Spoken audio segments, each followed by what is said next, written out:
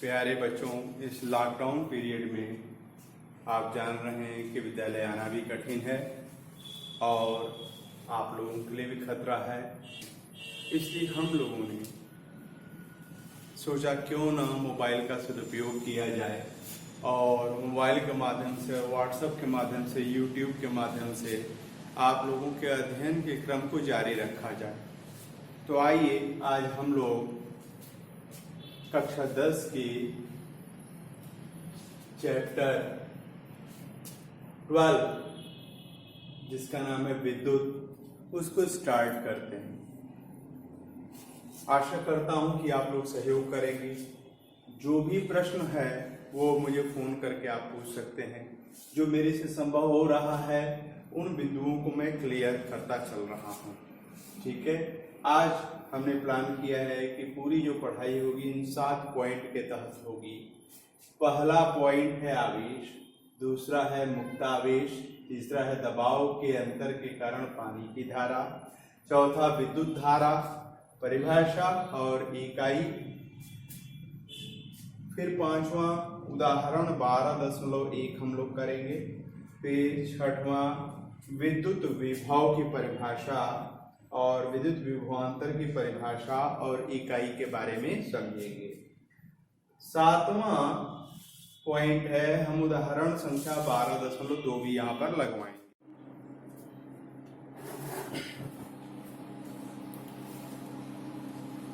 आइए पहले बिंदु को समझते हैं कि आवेश क्या होता है। आवेश को इंग्लिश में बोलते हैं चार्ज। वास्तव में किसी को नहीं मालूम है कि आवेश क्या होता है। होता क्या है कि प्रकृति में देखा गया है कि कुछ कण होते हैं जो थोड़ा अजीब ढंग से व्यवहार करते हैं। जैसे यह एक कण है और यह एक कण है। मान लीजिए यह कण जो है प्रोटॉन है, यह भी प्रोटॉन है। इनको पास लाया जाता है तो ये एक दूसरे को प्रतिकर्षित करते हुए पाए जाते हैं। यहाँ पर एक इलेक्ट्रॉन है मान लीजिए नाम का कण और ये एक इलेक्ट्रॉन नाम का कण है, तो ये भी एक दूसरे को प्रतिकर्षित करते हुए पाए जाते हैं। लेकिन यह प्रोटॉन और यह इलेक्ट्रॉन एक दूसरे को क्या करते हुए महसूस होते हैं? आकर्षित करते हुए महसूस होते हैं। आकर्षित मतलब ये बल एक दूसरे की तरफ लगाते हैं। तो ये बल क्यों लगाते हैं? प्रोटॉन प्रोटॉन पर बिना टच किए बल कैसे लगाता है? इलेक्ट्रॉन इलेक्ट्रॉन पर बिना टच किए बल कैसे लगाता है? प्रोटॉन इलेक्ट्रॉन पर बल कैसे लगाता है? या इलेक्ट्रॉन प्रोटॉन पर बल कैसे लगाता है? इस चीज को समझने के लिए यह आइडिया रखा गया कि कुछ कण प्रकृति में ऐसे हैं जो विशेष हैं, उनके पास कुछ विशेष है जिसके कारण वह या तो आकर्षित करते हैं या तो प्रतिकर्षित करते हैं। अगर उन्हीं के जैसा कण अगर आ गया तो प्रतिकर्षित करेंगे और उनके विपरीत ढंग का आ गया तो वो आकर्षित करेंगे। तो उस गुण का नाम रखा गया आवेश। कहा गया कि उस कण के पास क्या है? आवेश है। और बाद में पाया गया कि केवल 2 ही तरह के आवेश हैं। प्रोटॉन के पास जो आवेश है वो पॉजिटिव है और इलेक्ट्रॉन के पास जो है उसका नामकरण क्या कर दिया गया? नेगेटिव। तो कुछ गुण भी उसके मिले, जैसे पॉजिटिव आवेश जो है पॉजिटिव आवेश को प्रतिकर्षित करेगा, नेगेटिव आवेश को प्रतिकर्षित करेगा। लेकिन पॉजिटिव और नेगेटिव आवेश के बीच में क्या होगा? आकर्षण होगा। ठीक है, तो प्रकृति में 2 तरीके के आवेश पाए गए। अब आवेश कितना है को नापने के लिए एक इकाई बनाई गई जिसका नाम है कूलाम। क्या नाम है? कूलाम, है ना? आवेश की इकाई का नाम है कूलाम। इलेक्ट्रॉन पर जो चार्ज होता है वो कितना होता है? -1.6 × 10⁻⁻19 कूलाम। प्रोटॉन पर जो चार्ज होता है वो +1.6 इंटू 10⁻⁻19 कूलाम होता है, बहुत ही थोड़ा सा होता है। और प्रकृति में इन्हीं आवेशों के कारण बहुत सी घटनाएं होती हैं, जैसे ये स्याही का इस पेज पर चिपक जाना, यह इन्हीं आवेशों के कारण हो रहा है। ठीक है, गीली मिट्टी किसी सतह को पकड़ लेती है, वो आवेशों के कारण होता है। ठीक है, तो आवेश कोई पूछेगा तो क्या कहेंगे? कहेंगे कि कुछ कणों के पास कुछ विशेष गुण होता है, उसी विशेष गुण के कारण वो अपने ही जैसे कण को या तो प्रतिकर्षित करते हैं या अपने जैसे विपरीत कण को आकर्षित करते हैं। इसी गुण का नाम है आवेश। ठीक है, अब हम समझेंगे मुक्त आवेश का क्या अर्थ है। मुक्त आवेश का क्या अर्थ है?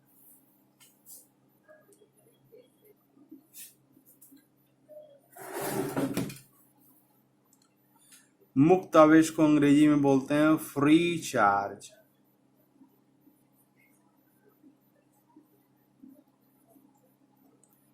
तो ये फ्री चार्ज क्या होता है? आवेश तो समझ गए, फ्री चार्ज क्या होता है? इसके लिए एल्युमिनियम का एक एटम लिया जाए। मुक्त आवेश का जो विचार है वो धातुओं के लिए है। तो अगर ये एल्युमिनियम अगर आपने लिया तो इसका इलेक्ट्रॉनिक सॉरी इसका जो है परमाणु क्रमांक कितना है? 13 है, यानी इसमें 13 प्रोटॉन और 13 इलेक्ट्रॉन है। तो के शेल, एल शेल और एम शेल में कैसे बटा होगा 13 इलेक्ट्रॉन? पहले में 2, दूसरे में 8, तीसरे में 3, 2, 8, 10, 3, 13, 13 इलेक्ट्रॉन का वितरण हो गया। अब किसी भी परमाणु की यह टेंडेंसी होती है, यह प्रकृति होती है कि वो अपने आखिरी कक्ष में अष्टक पूरा करने की कोशिश करता है। अष्टक मतलब 8 इलेक्ट्रॉन। भला ऐसा क्यों करेगा? क्योंकि इससे उसकी ऊर्जा कम होती है और उसको स्थायित्व मिलता है। ठीक है, तो इस कैसे एल्युमिनियम जो है अपने आखिरी कक्षा में कैसे अष्टक पूरा करे? तो इसके पास एक विकल्प है कि किसी से 5 इलेक्ट्रॉन उधार ले ले, और दूसरा विकल्प है कि इन 3 इलेक्ट्रॉन्स को छोड़ दे। इन 3 इलेक्ट्रॉन्स को छोड़ दे। तो छोड़ देगा तो क्या होगा यार? ये चला गया, ये खत्म हो गया, तो 2 और 8 रह गया, आखिरी ऑर्बिट एल रह जाएगा, एम खत्म हो जाएगा। तो आखिरी ऑर्बिट में जो है अष्टक पूरा हो जाएगा। ठीक है, तो कौन सा आपको आसान लगता है, 5 इलेक्ट्रॉन दूसरे से लेना या 3 इलेक्ट्रॉन अपना छोड़ देना? निश्चित रूप से 3 इलेक्ट्रॉन छोड़ देना अच्छा विकल्प है। तो एल्युमिनियम क्या करता है? एल्युमिनियम जो है जिसका परमाणु क्रमांक 13 है, वह 2 और 8 के शेल में 2 और एल शेल में 8 रह जाता है और 3 इलेक्ट्रॉन छोड़ देता है। लेकिन जब यह 13 इलेक्ट्रॉन थे तो 13 प्रोटॉन के पॉजिटिव चार्ज को बैलेंस किए हुए थे, लेकिन अब 10 ही इलेक्ट्रॉन रह गए और 13 प्रोटॉन हो गए, तो एल्युमिनियम क्या हो जाएगा? पॉजिटिवली चार्ज हो जाएगा। यह एल्युमिनियम का एटम जो कि पॉजिटिवली चार्ज है, वो अगल बगल के एल्युमिनियम के एटम के द्वारा घिरा हुआ है और यह चल नहीं सकता है। तो यह आवेश चलायमान नहीं है, तो इस आवेश को हम मुक्त आवेश नहीं बोलेंगे। जो इलेक्ट्रॉन 3 इलेक्ट्रॉन छोड़े गए हैं, इनका क्या हुआ? अब जैसे ये एल्युमिनियम की रॉड है, मान लीजिए थोड़ा देर के लिए कि यह एल्युमिनियम की रॉड 27 ग्राम की है, 27 ग्राम की है। तो 27 ग्राम जानबूझ के लिया गया है। यह इसका 1 मोल के बराबर है। 1 मोल में कुल कितने परमाणु होंगे? 6.022 into 10 to the power minus 10 to the power 23 atoms, 1 mole. अब 27 ग्राम एल्युमिनियम आपने लिया तो उसमें 6.022 इंटू 10⁻23 एटम्स हैं, किसके? एल्युमिनियम के। एटम्स ऑफ एल्युमिनियम है, ठीक है। और हर एक एटम ने कितने इलेक्ट्रॉन छोड़ा है? 3 इलेक्ट्रॉन छोड़ा है। तो अगर 27 ग्राम का एल्युमिनियम का अगर यह रॉड है, इसमें जो है हर एक एटम ने 3 इलेक्ट्रॉन छोड़ा है, तो 27 ग्राम 1 मोल के बराबर होता है और 1 मोल में इतने एटम्स होते हैं। तो इतने एटम्स ने कितने इलेक्ट्रॉनों को छोड़ा है? 3 इंटू 6.022 इंटू 10⁻23 इलेक्ट्रॉन्स मुक्त हुए। इलेक्ट्रॉन्स मुक्त हुए। अब ये इलेक्ट्रॉन किसी पर्टिकुलर एटम के, किसी खास परमाणु के इलेक्ट्रॉन नहीं है। और बात यह है कि ये इलेक्ट्रॉन इस एल्युमिनियम रॉड को छोड़ करके भी नहीं जा सकते हैं। एल्युमिनियम रॉड को छोड़ करके भी नहीं जा सकते हैं, ठीक है। अब क्यों नहीं छोड़ के जा सकते हैं वो डिटेल में मैं नहीं जाना चाहता। तो वो करेंगे क्या? वो इसी रॉड में इधर उधर घूमेंगे, ठीक है।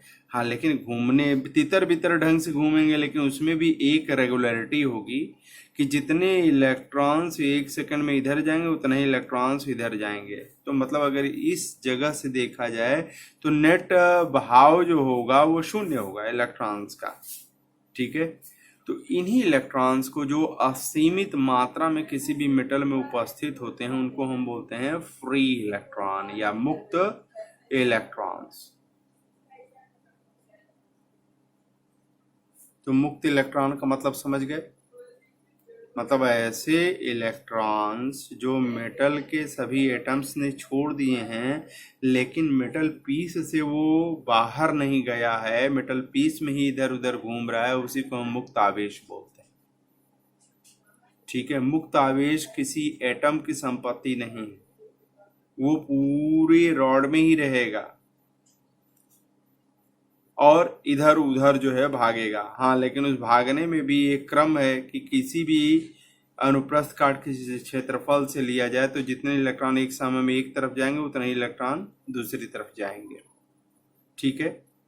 तो हम लोग समझ गए कि आवेश क्या है और मुक्त आवेश क्या है।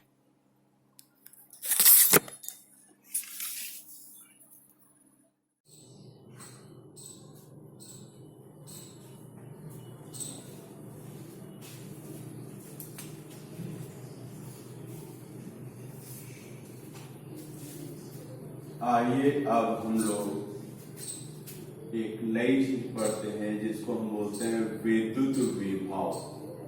विद्युत विभव अंग्रेजी में इसको बोलते हैं पोटेंशियल डिफरेंस।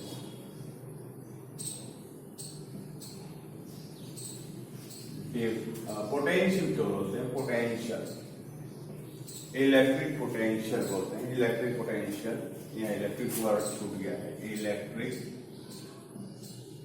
इलेक्ट्रिक पोटेंशियल, विद्युत विभव। मान लीजिए कि यहाँ पर एक धनावेश है, इसको हम कैपिटल क्यू नाम दे देते हैं।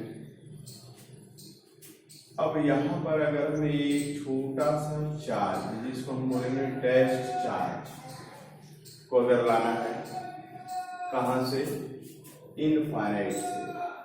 इनफाइनाइट से इस पॉइंट P पर लाना है। इस आवेश Q नॉट को अनंत से इस पॉइंट पर लाना है। तो क्या यह आवेश आने देगा? बिल्कुल नहीं आने देगा। क्यों नहीं आने देगा? क्योंकि ये पॉजिटिव है और ये भी पॉजिटिव है, दोनों के बीच में क्या होगा? प्रतिकर्षण होगा। तो जब प्रतिकर्षण होगा तो उसके कारण यह आने नहीं देगा, लेकिन हमें लाना है यहाँ पर। तो हमें क्या करना पड़ेगा? बल लगा करके बल के दिशा में इसको विस्थापित करना पड़ेगा। जो ये प्रतिकर्षण बल लगा रहा है तो हमें इतना इधर की तरफ बल लगाना पड़ेगा, और जब बल लगा करके बल की दिशा में विस्थापन करेंगे तो क्या करेंगे? कार्य करेंगे। यानी हमको अनंत से यहाँ तक लाने के लिए इसको कार्य करना पड़ेगा। लेकिन सावधानी यहाँ पर यह रखनी पड़ेगी हिलाते समय आप इसमें त्वरण नहीं उत्पन्न होने देंगे, त्वरण नहीं होना चाहिए, एक समान वेग से आना चाहिए। ठीक है, त्वरण उत्पन्न हुआ तो एक समस्या होगी कि यह आवेश जो है से विद्युत चुंबकीय तरंगे निकलने लगेंगी, वो भी ऊर्जा का रूप होती है। तो ये ऊर्जा का रूप कहाँ से आएगा? जो आप कार्य करेंगे उसी से आएगा। तो इस ऊर्जा को कैलकुलेट करना मुश्किल है और वर्तमान संदर्भ में इसका कोई मतलब ही नहीं है।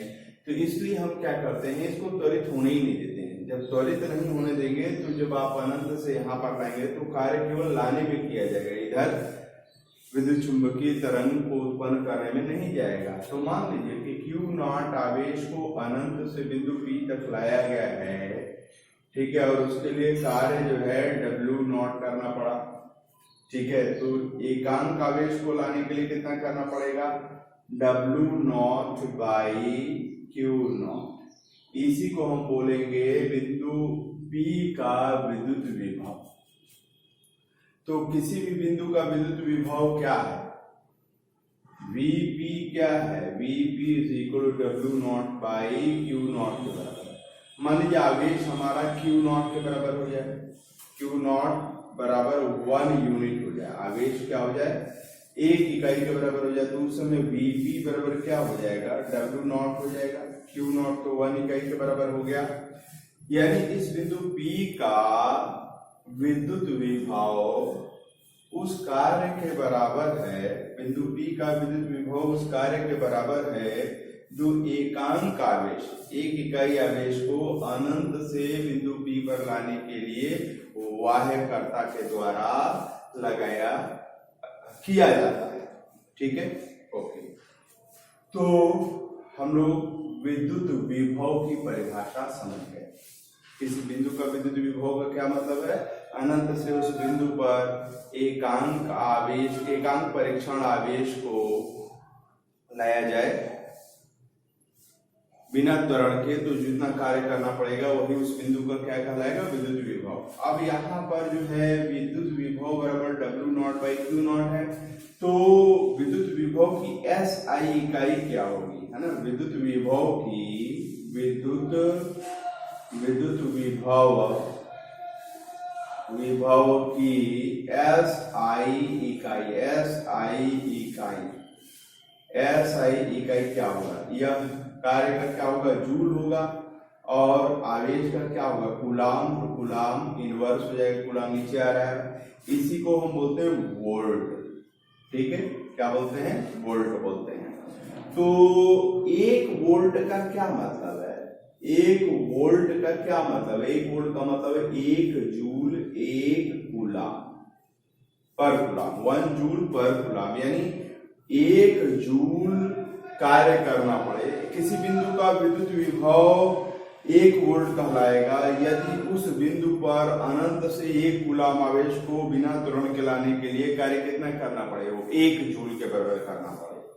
तो हम लोग समझ गए कि विद्युत विभव का क्या मतलब है, क्या परिभाषा है, और हम लोग ये भी समझ गए कि विद्युत विभव की इकाई का नाम क्या है? वोल्ट है, और 1 वोल्ट का भी। अब हम लोग नए टॉपिक को पढ़ेंगे जिसका नाम है विद्युत विभवांतर। अभी पीछे क्या पढ़ा है? विद्युत विभव। तो विभव का अंतर क्या कहलाएगा? विभवांतर। ठीक है, इसको अंग्रेजी में बोलते हैं इलेक्ट्रिक पोटेंशियल डिफरेंस। मान लीजिए कि यह एक बड़ा आवेश है, इसके बगल में 2 बिंदु हैं, ए बिंदु और बी बिंदु। तो जरा बताइए ए बिंदु के विद्युत विभव का क्या अर्थ है? ए बिंदु के विद्युत विभव का क्या अर्थ है? बस अगर यहाँ पर प्लस Q0 परीक्षण आवेश को अनंत से ए बिंदु तक लाया जाए, तो मान लीजिए कि कार्य कितना करना पड़ा? याद रखिएगा कि बिना त्वरण लाया गया। मान लीजिए कार्य WA करना पड़ा, तो Q0 को आवेश को लाने के लिए कार्य WA करना पड़ा, तो एकांक आवेश को लाने के लिए कितना करना पड़ेगा? WA divided by Q0। ठीक है, तो यह हो गया बिंदु A का विभव। अब आइए बिंदु B पर अनंत से Q0 आवेश को प्लस Q0 आवेश परीक्षण आवेश को लाने के लिए यहाँ पर B बिंदु पर लाने में कार्य कितना करना पड़ा? WB। तो एकांक आवेश को लाने के लिए कितना करना पड़ेगा? है ना। एकांक आवेश को लाने के लिए कितना करना पड़ेगा, W/Q0। तो ये हो गया बिंदु बी का विद्युत विभव। अब मान लीजिए कि इस आवेश को +Q0 आवेश को हम B पॉइंट से कहाँ ले आ रहे हैं, A पॉइंट पर ला रहे हैं, B पॉइंट से A पॉइंट तक ला रहे हैं। तो उसके लिए कितना कार्य करना पड़ेगा, देखिए ये अनंत से इस बिंदु तक लाने के लिए कार्य WA करना पड़ा, अनंत से इस बिंदु तक लाने के लिए कार्य WB करना पड़ेगा। तो यहां से यहां तक लाने के लिए क्या करना पड़ेगा, WA माइनस WB, ठीक है ना। Q0 आवेश को बिंदु B से बिंदु A तक लाने के लिए कार्य WA माइनस WB करना पड़ेगा। तो एकांक आवेश को लाने के लिए कितना करना पड़ेगा, वो हो जाएगा WA minus WB divided by Q0, ठीक है। और इसको हम लिख सकते हैं WA by Q0 minus WB by Q0, है ना। WA बाई Q0 क्या हो जाएगा, VA हो जाएगा। WB बाई Q0 क्या होगा, VB हो जाएगा, ठीक है। तो VA क्या है, बिंदु A का विद्युत विभव है। VB क्या है, बिंदु B का विद्युत विभव है। VA माइनस VB क्या होगा, A बिंदु और B बिंदु के विभवों का अंतर यानी विभवांतर, ठीक है। तो दो बिंदुओं का विभवांतर का मतलब क्या हुआ, एक बिंदु से दूसरे बिंदु तक एकांक आवेश को ले जाने के लिए जो कार्य करना पड़े, बिना त्वरण के ले जाना है, जो कार्य करना पड़ेगा वही उन दोनों बिंदुओं के बीच का विभवांतर कहलाएगा। तो विद्युत विभवांतर का क्या मतलब है, A पॉइंट और B पॉइंट के बीच के विद्युत विभवांतर का क्या मतलब है, यहां से यहां तक B पॉइंट से A पॉइंट तक आप एकांक आवेश को ले जाइए। सर हम एकांक आवेश पाएंगे कहाँ, तो आप परीक्षण आवेश ले लीजिए, परीक्षण आवेश Q0 ले लीजिए और यहां से यहां तक लाने के लिए कितना कार्य करना पड़ा, WA माइनस WB। तो Q0 के लिए इतना कार्य करना पड़ा, तो इकाई के लिए कितना करना पड़ेगा, WA minus WB divided by Q0। यही कहलाएगा बिंदु A और B के बीच का विद्युत विभवांतर। तो विद्युत विभव का इकाई का नाम वोल्ट था, तो विद्युत विभवांतर की भी इकाई का नाम क्या होगा, वोल्ट होगा। तो एक वोल्ट के विद्युत विभवांतर का क्या मतलब है, 1 वोल्ट इज इक्वल 1 जूल बटा 1 कूलम हो जाएगा। यानी दो बिंदुओं के बीच का विद्युत विभवांतर 1 वोल्ट कहलाएगा यदि एक बिंदु से दूसरे बिंदु तक 1 कूलम आवेश को ले जाने पर किया गया कार्य कितने जूल के बराबर हो, 1 जूल के बराबर हो, ठीक है। अब आइए एक महत्वपूर्ण बिंदु के बारे में बात किया जाए। मान लीजिए कि एक स्रोत चार्ज है कैपिटल Q, इसके पड़ोस में एक पॉइंट A है और एक पॉइंट क्या है, B है। मेरा पूछना है कि किसका विभव ज्यादा है, A वाले का कि B वाले का, सोच के बताइए। विभव का क्या मतलब होता है, अनंत से एकांक आवेश को उस बिंदु तक बिना त्वरण के बिंदु आवेश को बिना त्वरण के लाने के लिए किया गया कार्य। तो A बिंदु पर लाने में कार्य ज्यादा होगा और B बिंदु पर लाने पर कार्य कम होगा। तो यहाँ का विद्युत विभव जो होगा, यहाँ के विद्युत विभव से क्या होगा, बड़ा होगा। VA is greater than that of VB, ठीक है, ओके। अब अगर मान लीजिए कि यहाँ पर टेस्ट चार्ज को ला करके छोड़ दे तो क्या होगा, टेस्ट चार्ज, ये देखो ये इसको रिपल करेगा तो टेस्ट चार्ज इधर से इधर जाएगा। टेस्ट चार्ज क्या होता है, बहुत छोटा होता है और पॉजिटिव होता है। जैसे चावल को टेस्ट करना है कि पका है कि नहीं, तो क्या पूरा चावल लेकर टेस्ट करते हैं, नहीं, एक दाना लेकर टेस्ट करते हैं। तो उसी तरह टेस्ट चार्ज होता है, टेस्ट चार्ज बहुत ही छोटा और पॉजिटिव होता है। तो इस बिंदु पर हमने टेस्ट चार्ज को रखा, तो ये इसको क्या करेगा, रिपल करेगा, तो ये इधर से इधर जाएगा। ये उच्च विभव से किधर जा रहा है, निम्न विभव पर जा रहा है। तो धन आवेश सदैव उच्च विभव से निम्न विभव की तरफ जाता है। अब मान लीजिए कि यहाँ एक इलेक्ट्रॉन अगर रखा जाए, इलेक्ट्रॉन कैसा है, निगेटिव है, ये पॉजिटिव वाला इसको क्या करेगा, खींचेगा। तो इलेक्ट्रॉन की टेंडेंसी हमको यह दिखाई दे रही है। तो इलेक्ट्रॉन हमेशा जो है निम्न विभव से उच्च विभव की तरफ जाएगा, ठीक है, ओके।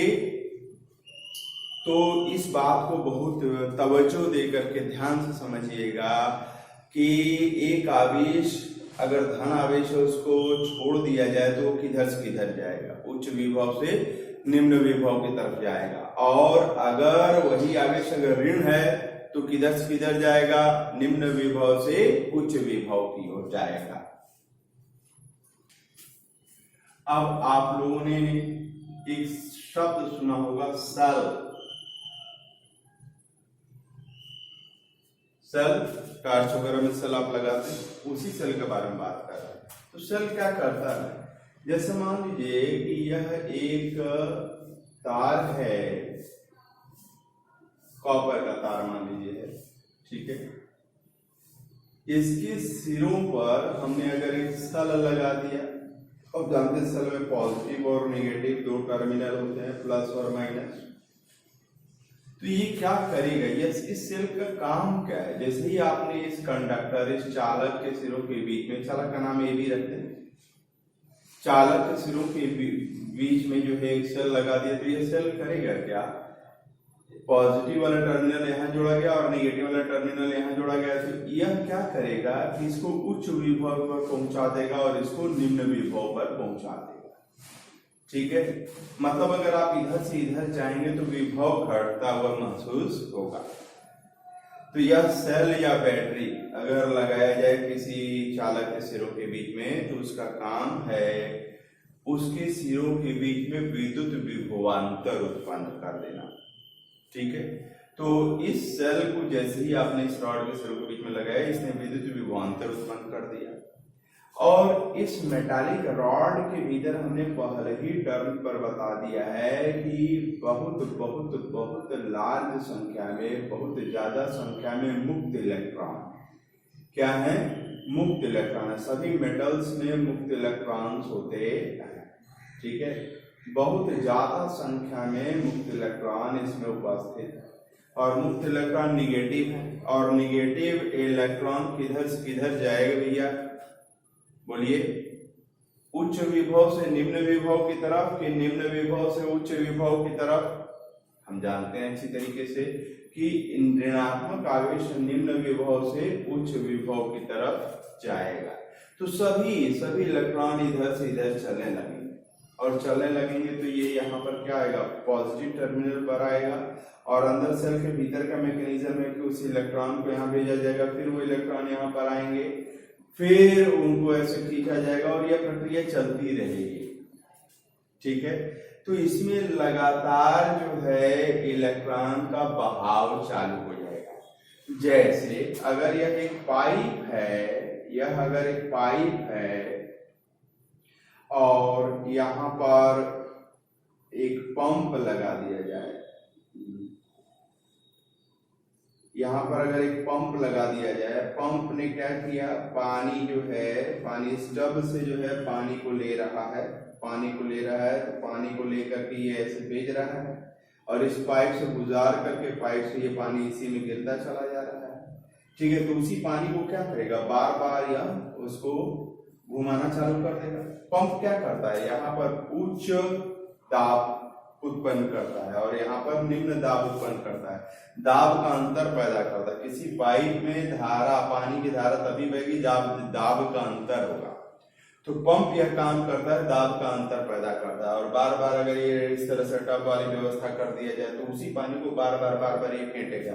तो उसी तरह से जब आप सेल लगा देते हैं किसी चालक के सिरों के बीच में, तो चालक में असंख्य संख्या में जो है, अनंत संख्या में जो है आवेश है, बहुत ही ज्यादा, अनंत मतलब बहुत ही ज्यादा संख्या में आवेश है। अब यह क्या करता है, ऋणात्मक आवेशों को जो है पॉजिटिव टर्मिनल के द्वारा खींच लिया जाता है, फिर नेगेटिव पे पहुंचा दिया जाता है और यही बार बार फेंटा जाता है, ठीक है।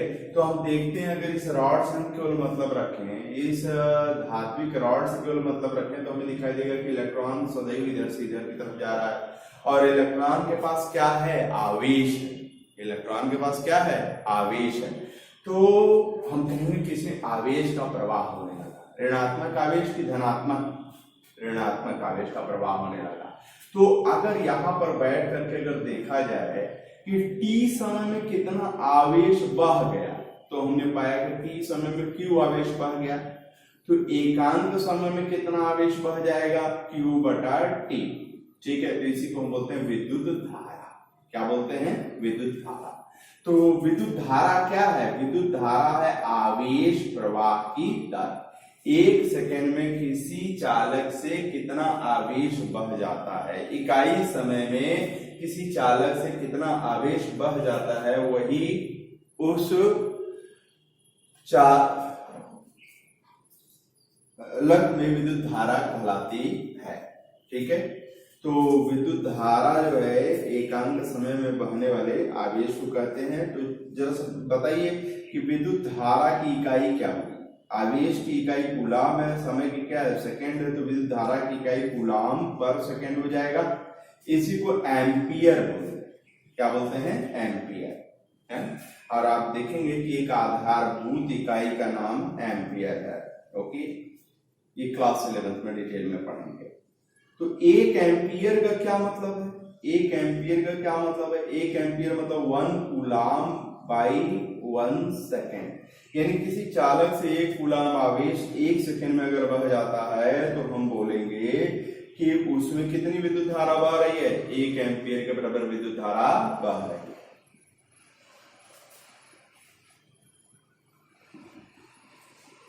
अब एक बड़ी महत्वपूर्ण बात है कि विद्युत धारा की दिशा किधर लेंगे, विद्युत धारा की दिशा किधर लिया जाएगा, विद्युत धारा की दिशा किधर लिया जाएगा। देखिए यहाँ इलेक्ट्रॉन तो इधर से इधर जा रहा है, निम्न विभव से उच्च विभव की तरफ, लेकिन विद्युत धारा की दिशा जो होती है वो पॉजिटिव चार्ज के चलने की दिशा की तरफ होती है। अगर मान लीजिए इसमें इलेक्ट्रॉन न होकर के इस तरह से प्रोटॉन मुक्त अवस्था में भरे रहते तो प्रोटॉन पॉजिटिवली चार्ज है, वो उच्च विभव से निम्न विभव की तरफ जाते, तो जिधर पॉजिटिव चार्ज जाता है उधर विद्युत धारा ली जाती है। दूसरे शब्दों में आप कह सकते हैं कि जिधर इलेक्ट्रॉन जाता है उधर विद्युत धारा की दिशा नहीं लेते बल्कि उसकी विपरीत दिशा में लेते हैं। वास्तव में ज्यादातर अवसरों पर आप देखेंगे कि विद्युत धारा का जो प्रवाह होता है वह इलेक्ट्रॉनों के प्रवाह से होता है। तो जिधर इलेक्ट्रॉन जा रहे हैं उसकी विपरीत दिशा में हमको दिशा लेनी पड़ेगी विद्युत धारा की। तो इसमें जो है विद्युत धारा किधर बह रहा है, इधर बह रहा है ना। वास्तव में चार्ज ऐसे जा रहा है, इलेक्ट्रॉन ऐसे जा रहा है, लेकिन विद्युत धारा की दिशा ऐसे ली गई है। शुरू में विद्युत धारा की दिशा जो है प्लस टर्मिनल से माइनस मान लिया गया था, इलेक्ट्रॉन की डिस्कवरी बाद में हुई तो अब दोनों उल्टा आ गए, तो उसी को लेकर के आगे बढ़ा गया। ठीक है, तो हम लोग ये भी समझ गए कि विद्युत धारा की दिशा क्या है, विद्युत धारा की इकाई का नाम क्या है।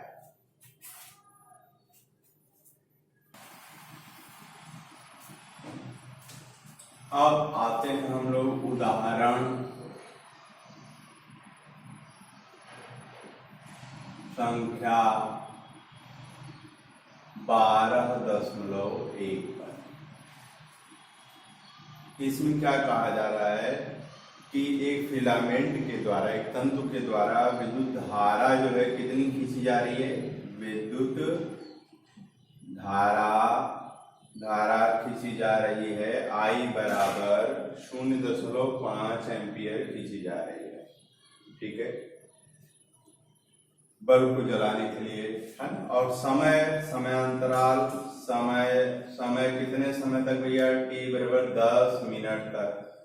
10 मिनट तक, 10 मिनट में कितना होगा, 600 सेकेंड हो जाएगा, 600 सेकेंड तक। ठीक है, तो कहा जा रहा है कि कितना आवेश प्रवाहित हुआ, प्रवाहित आवेश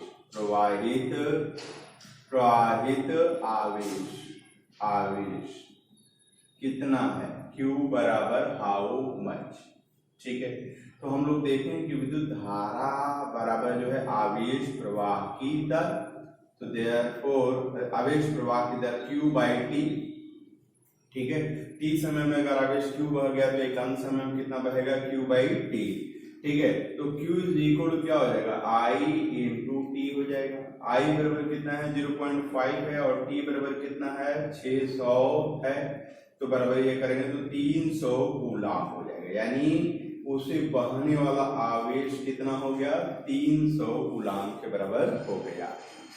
ठीक है, ये उदाहरण संख्या 12.1 था। अब उदाहरण संख्या 12.2 में आइए, देखिए 12.2 ये क्या कह रहा है, एक 2 कूलाम का आवेश है ना? उसको एक पॉइंट से दूसरे पॉइंट के बीच में ले जाना है, जिनके बीच में विद्युत विभवांतर कितना है, 12 वोल्ट के बराबर है। तो कितना कार्य करना पड़ेगा, ठीक है। तो आवेश भला कितना है, आवेश Q बराबर 2 ओम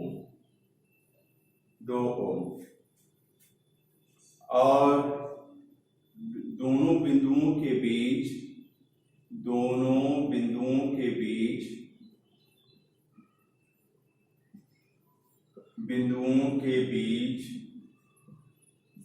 विद्युत विभवांतर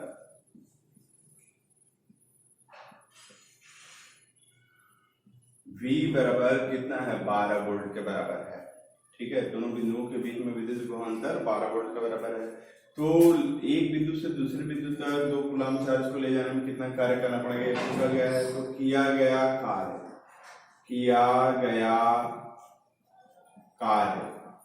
कार्य W is equal to how much, किया गया कार्य W is equal to how much. तो हम जानते हैं कि 2 बिंदुओं के बीच का विद्युत विभवांतर किया गया कार्य बटा आवेश होता है। तो देयरफॉर किया गया कार्य बराबर क्या हो जाएगा, Q इंटू V हो जाएगा। Q बराबर क्या है, 2 कूलाम, ओम सॉरी गलती से हो गया है, 2 कूलाम है और वोल्ट 12 वोल्ट के बराबर है, बराबर 24 जूल हो जाएगा। कूलाम इंटू वोल्ट क्या हो जाएगा, जूल हो जाएगा। तो एक बिंदु से दूसरे बिंदु तक आवेश को ले जाने में किया गया कार्य 24 जूल के बराबर होगा, ठीक है।